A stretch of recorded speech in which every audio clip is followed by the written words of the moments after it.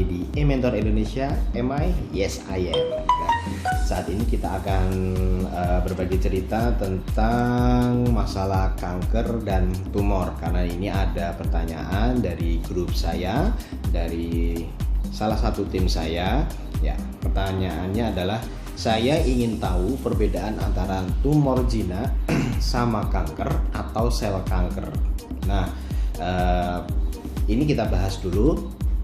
Jadi yang dinamakan tumor itu secara medis artinya adalah sebuah benjolan, sebuah sel yang membelah dengan lebih cepat, dan semua benjolan tersebut kita sebut namanya adalah tumor. Nah, tumor itu terbagi menjadi dua, tumor jinak dan tumor ganas.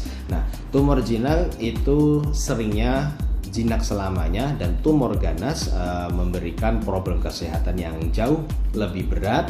Dan biasanya sel tumor ganas itu juga bermula dari sel yang calon ganas. Jadi bukan berarti jinak nanti pelan-pelan menjadi ganas, tidak seperti itu. Nah, di dalam dunia medis tumor ganas itu kita sebut juga sebagai sel kanker atau CA. Nah, di sini ditanyakan, sekitar tahun 2004 saya mulai tahu kalau ada benjolan kecil sekali di kaki saya, dan sampai saya mengenal Kanking Water sekarang ini. Dan hasil diagnosis 3 dokter hasilnya sama, bahwa ini hanya tumor jinak. Apakah sama tumor jinak sama kanker? Nah, seperti yang saya deskripsikan tadi, apabila sudah dilakukan pemeriksaan, baik dari pemeriksaan fisik ataupun sampai ke pemeriksaan canggih. Ya, pemeriksaan canggih itu misalnya pemeriksaan penunjang dengan peralatan-peralatan canggih, entah ronsen, USG, CT scan ataupun biopsi. Biopsi itu jaringannya diambil sedikit dan dicek di laboratorium mikroskop dan dilihat secara mikroskopis apakah termasuk sel tumor jinak ataupun tumor ganas. Nah, jadi kalau sudah dikonfirmasi sebagai tumor jinak, ya insya Allah berarti dia termasuk jinak dan bisa saja jinak selamanya. Nah, apakah sama dengan kanker, gangguan pada pembuluh darah di kaki saya? Apa bedanya tumor dan kanker? Mohon penjelasannya. Penyebab, definisi klasifikasi dari berbagai macam tumor dan termasuk sumbernya ataupun penyebabnya itu berbeda dari satu sama lain, karena tumor itu sendiri bisa macam-macam. Ada tumor yang dari kulit, ada yang dari jaringan lemak, dari jaringan otot, dari jaringan pembuluh darah, dari jaringan tulang, berbagai macam, tergantung organ yang terkena. Nah, apakah sama dengan kanker, gangguan pada pembuluh darah di kaki?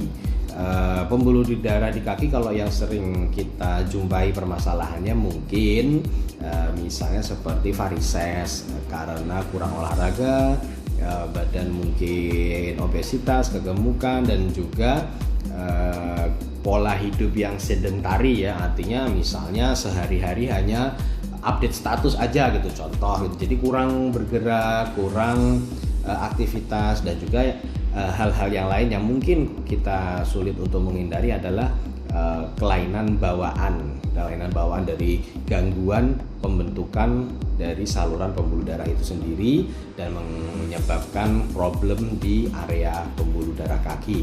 Itu bisa saja menjadi problem yang berbeda. Nah, menariknya, tumor itu sendiri, terutama yang tumor ganas, di situ setiap tumor ganas di situ juga terjadi yang namanya neovaskularisasi atau pembentukan pembuluh darah abnormal di sekitar jaringan tumor ganas. Nah, di situ menyebabkan jumlah sel pembuluh darahnya menjadi lebih banyak, dan terkadang kalau misalnya dioperasi seperti itu, jadi lebih mudah terjadi perdarahan. Itu penjelasan secara umum kondisi-kondisi yang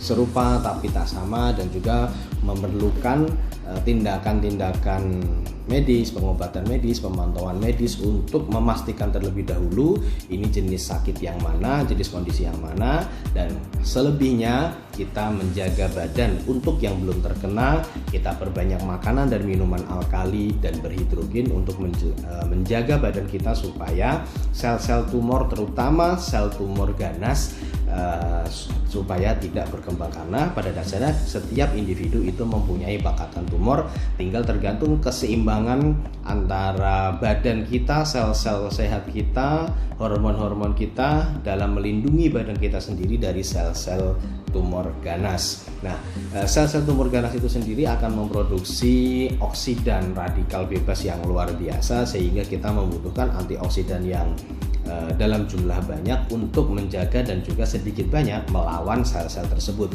Oleh karenanya, salah satu ikhtiar yang bisa kita lakukan, kita mengkonsumsi makanan dan minuman alkali, dan juga bisa kita dapatkan antioksidan berupa hidrogen aktif dari kangen water.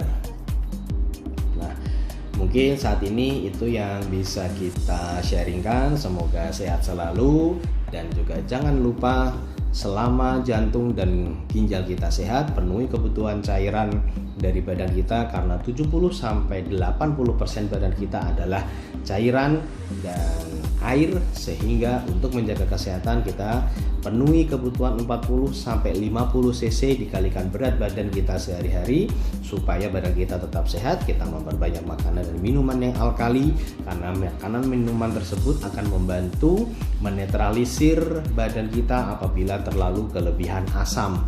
Sumber asam bisa dari polusi, infeksi, radang, inflamasi, tumor, terutama tumor ganas. Nah, dan juga kita jaga badan kita dengan antioksidan untuk melawan itu semua. Salah satunya bisa dari kangen water, karena mempunyai manfaat kandungan hidrogen aktif dan juga antioksidan berupa hidrogen terlarut untuk menjaga supaya badan kita tetap sehat, jauh dari penyakit-penyakit yang tidak kita inginkan, dan kita bisa mengajarkan hal ini ke generasi kita selanjutnya, supaya generasi kita menjadi investasi kita baik dunia maupun akhirat.